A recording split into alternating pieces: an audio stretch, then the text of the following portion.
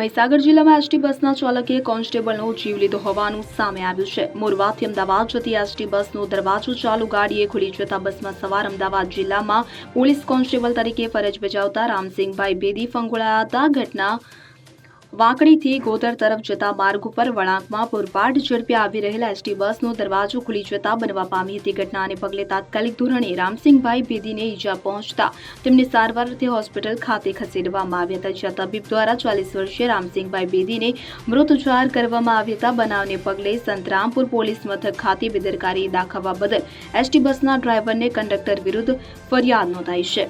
Sandeep Devasari, CN24 news, Mahisagar.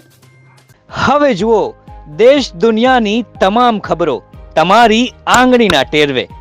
ઉઠાવો mobile અને Google Play Store પરથી ડાઉનલોડ કરો અમારી CN24 ન્યૂઝ મોબાઈલ એપ।